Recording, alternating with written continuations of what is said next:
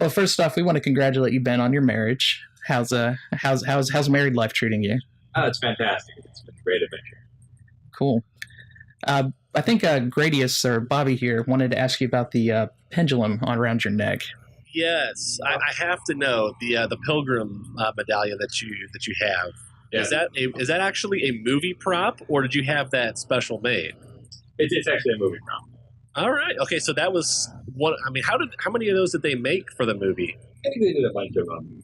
Okay. Old Wing Commander collector. I've got a whole department full of stuff like that. So.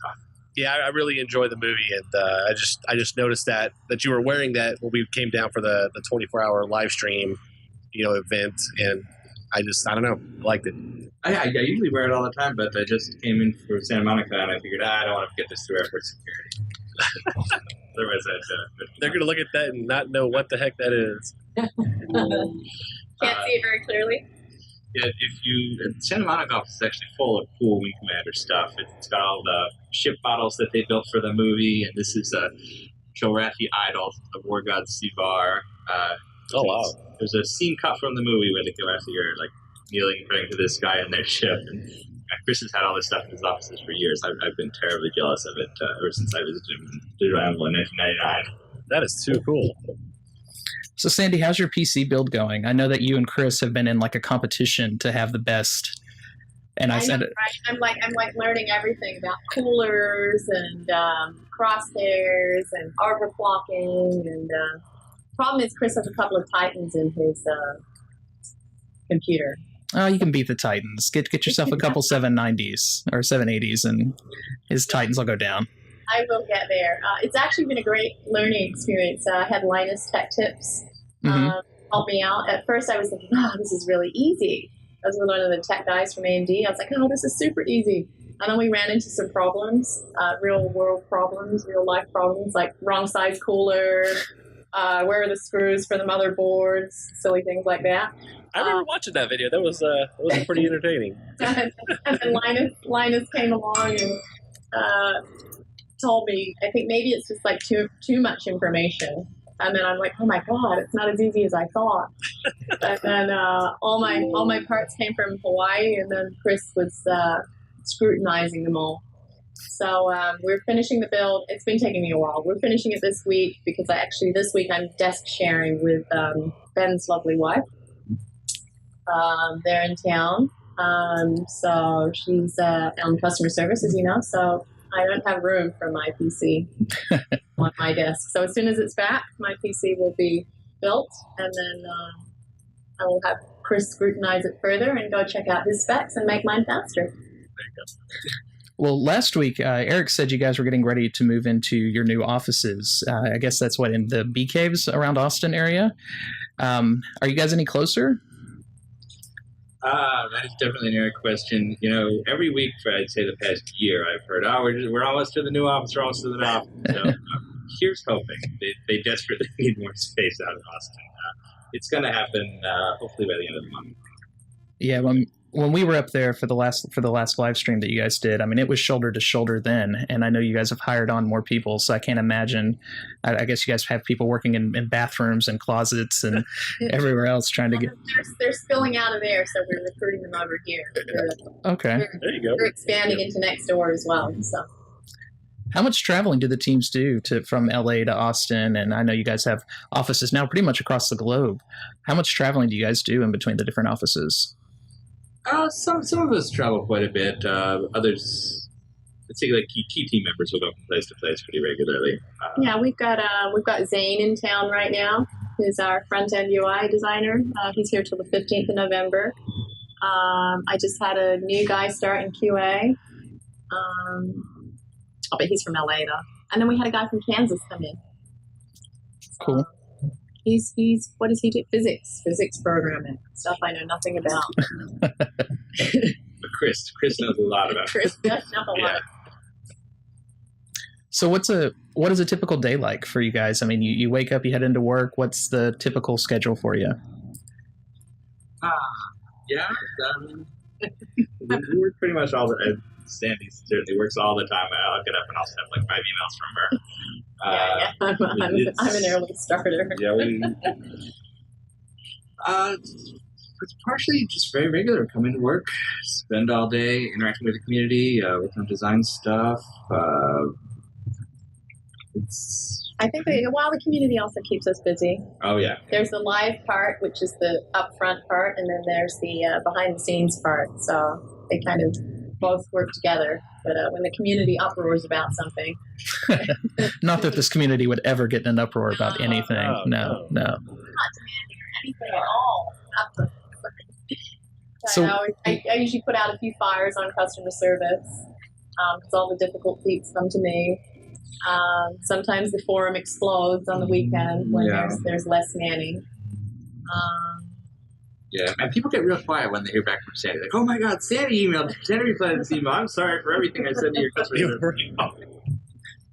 Yeah. And then today, this afternoon, Chris is speaking at GDC Next, which is downtown LA.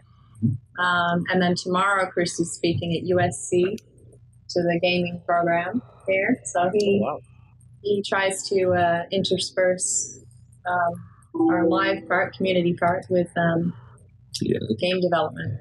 I think Chris is probably the busiest game developer I've ever met because he's the president of the company. He's actually coding the game. He's arguing with people about physics, and he's off doing events and promoting the game. And he does everything on this project.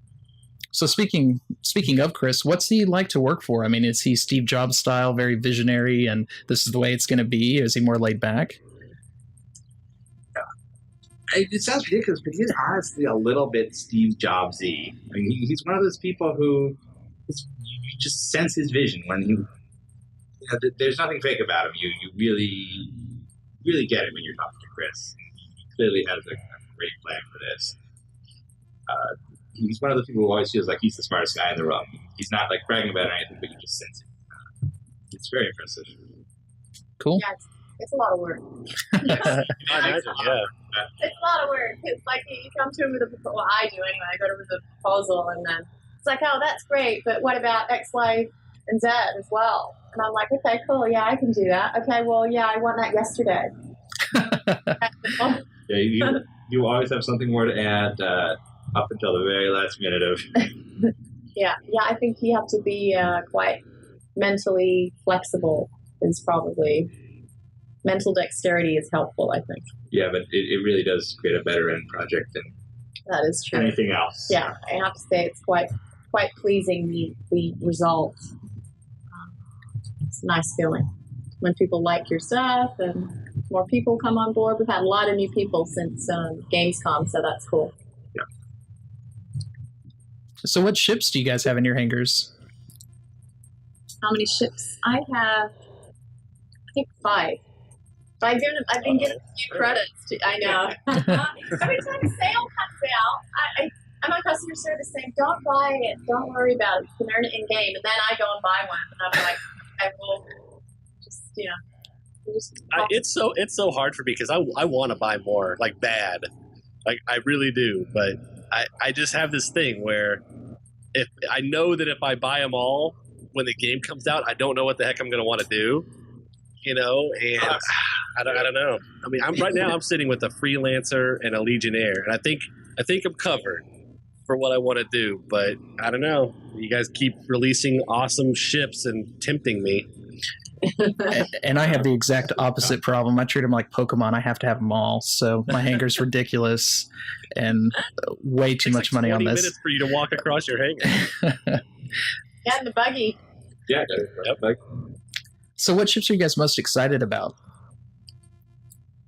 Retaliator's been the one that's kind of always been my dream ship. I've wanted to see like a World War II style strategic bomber done in a Wing Commander game. So Retaliator's a big one for me. I kind of envision the Squadron 42 missions we'll do with that already. I definitely want to see that in action. I've always been big on the Cutlass, but for some reason the Starfarer is growing on me. I don't know why. I see artwork on it and it shaping and growing, and I'm like, okay, it's a beast. So. Yeah.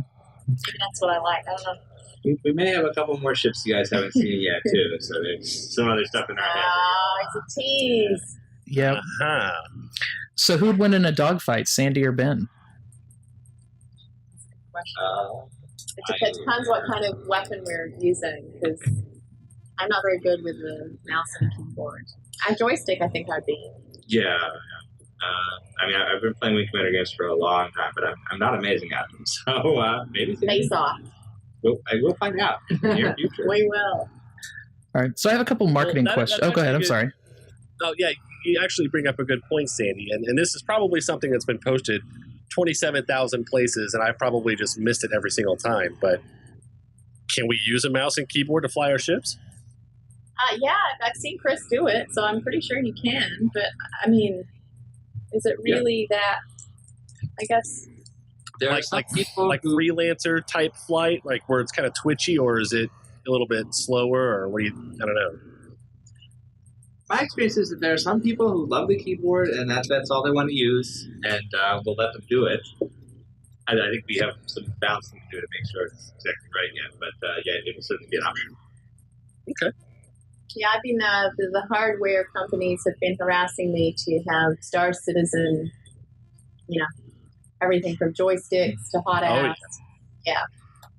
So we'll put out. Cool. Have a branded joystick, Star Citizen. All right. Yeah, I think we'll put out a poll to the community as it gets closer and see what the community wants.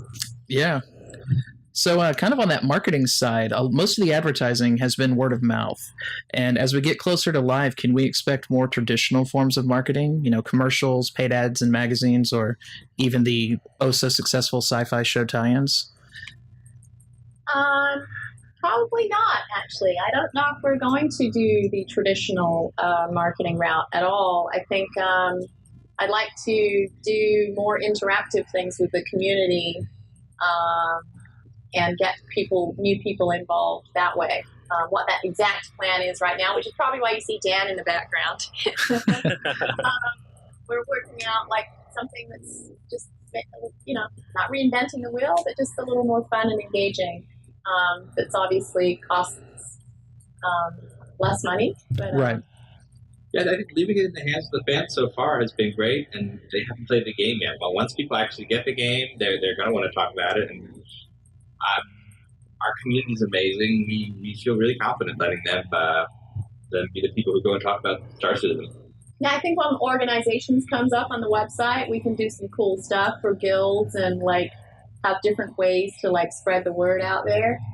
Because I think today, in today's world, like the most, like even if there's say like a big movie or whatever, like word of mouth is kind of the strongest, and it's so fast. Right.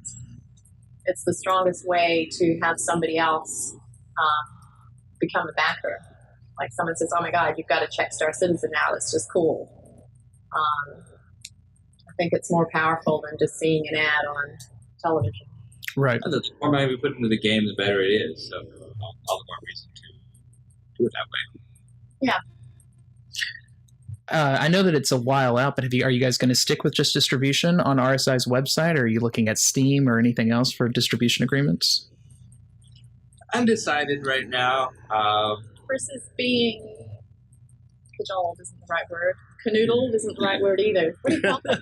Schmoozed? Not schmoozed. You know, where everybody's calling you, wanting you. Yeah, nobody wanted him a year ago, and now everybody wants part of Stars. Yeah, that's true. I can see that. It'll be up to whatever we find things best for the community, really. I know there are a lot of people who say, we want Steam, and then those people are like, you can't do it through Steam, that is DRM, you have to do it through GOG. But I think Chris wants to try for a bit of everything, if that's possible. Cool. But that's to be determined. Are there any books, video games, movies, or TV shows that are inspiring your guys' work in Star Citizen or Squadron 42? Inspiring, did you say? Yes. Yeah, I mean, we're all hardcore sci-fi nerds here.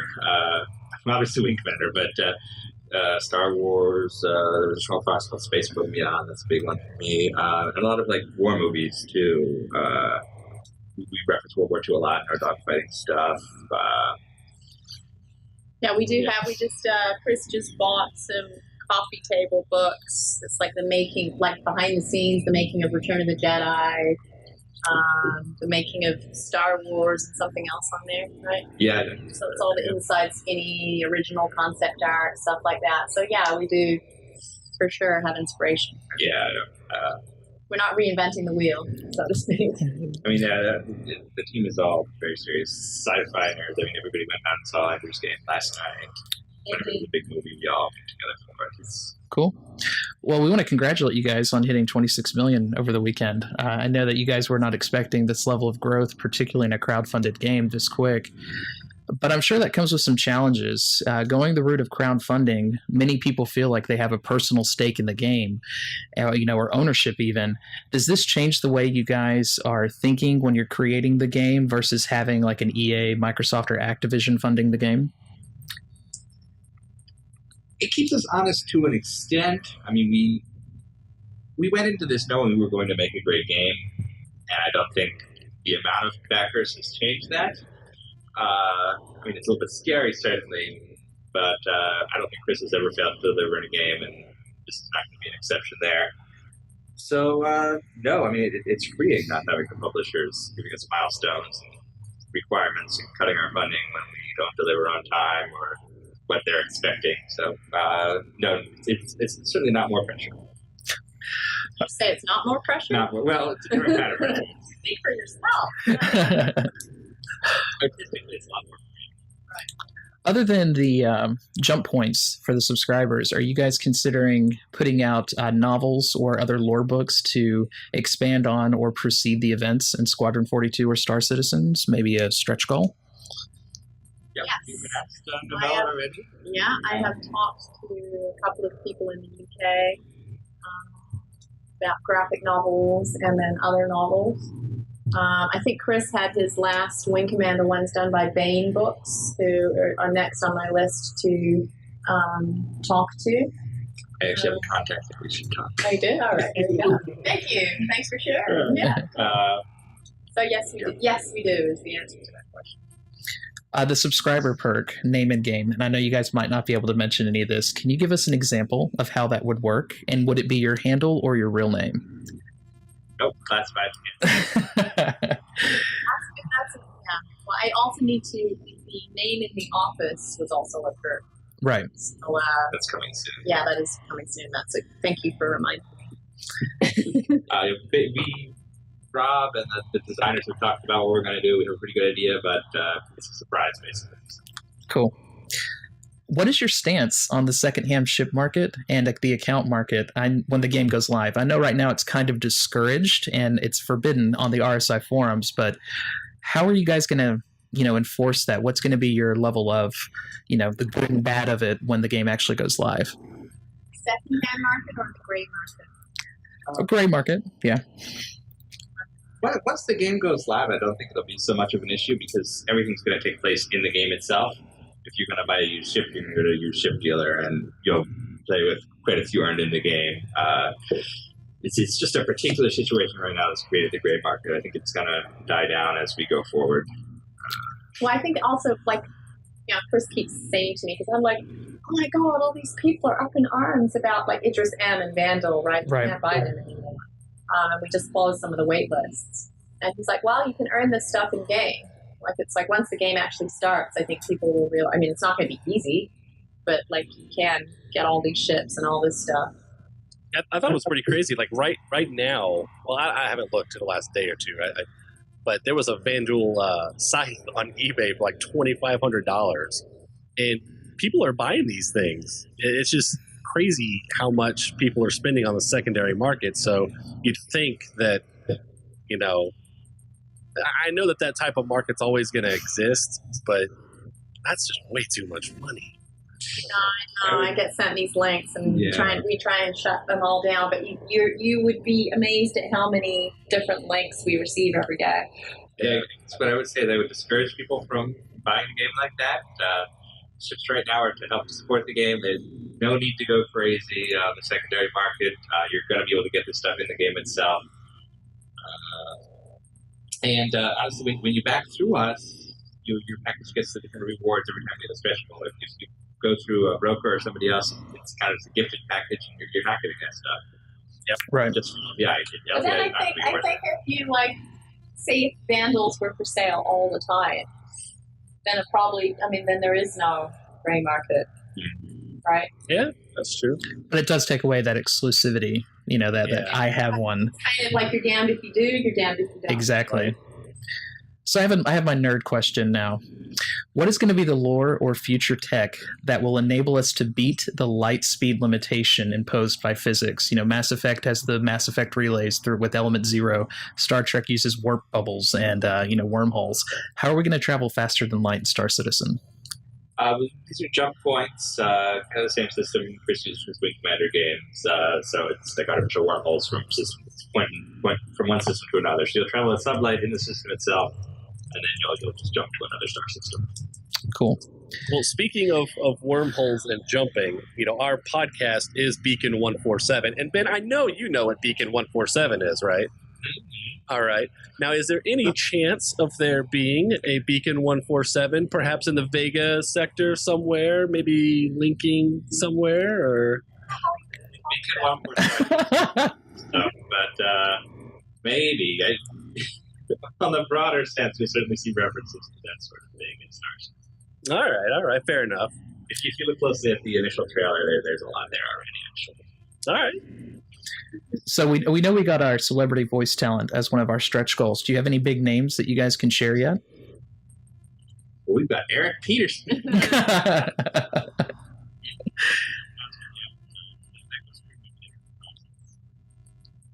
Cool.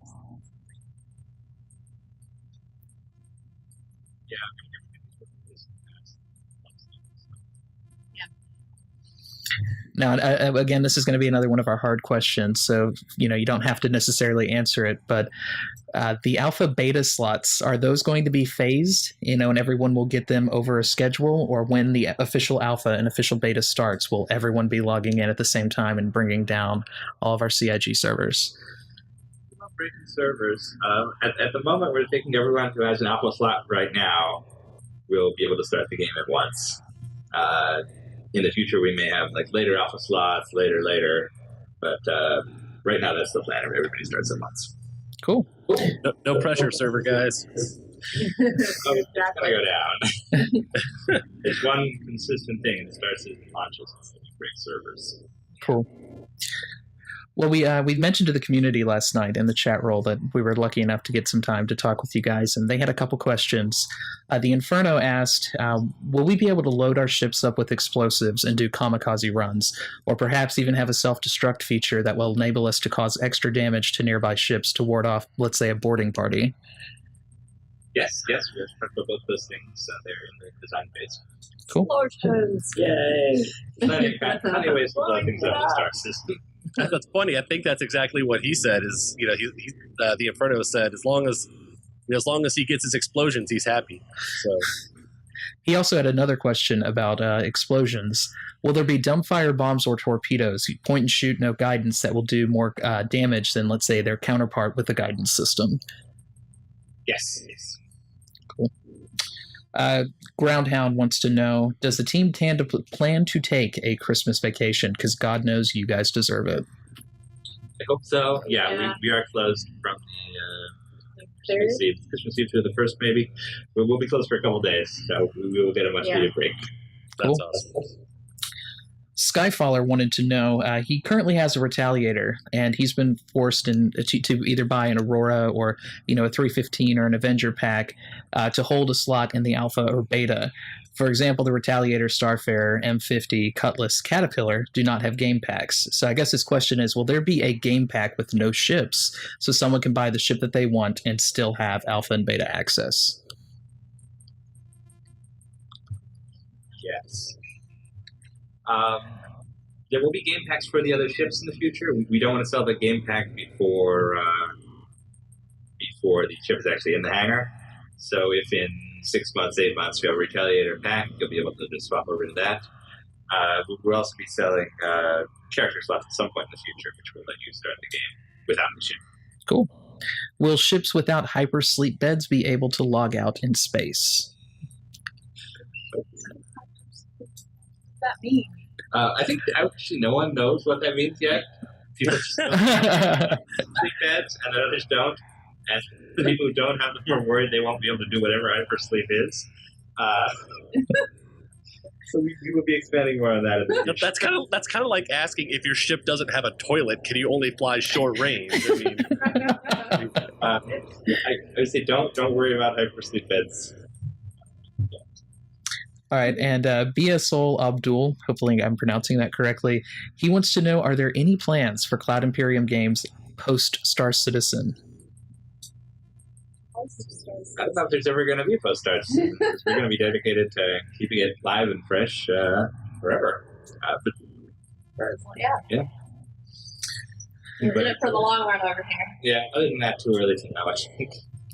Well, All right. I have a question here. I know that we're kind of getting towards the end of kind of what we've got listed here, but I'm interested in the whole private server aspect of Star Citizen as well. I mean, is that, I looked around. I haven't seen too many details on that. Is that something you guys plan on licensing, or is that going to be free, or how's that going to work? That's going to be part of the game. If you play Freelancer, it's basically the same concept presented there, where just any player could spawn their own version of the universe and invite their friends in. It's pretty much the idea. Okay, sounds good. I guess it's something you don't see in games so much anymore, but you Right, yeah. Can we expect to see any more ships available before the LTI cutoff date? No comment. Dun, dun, dun.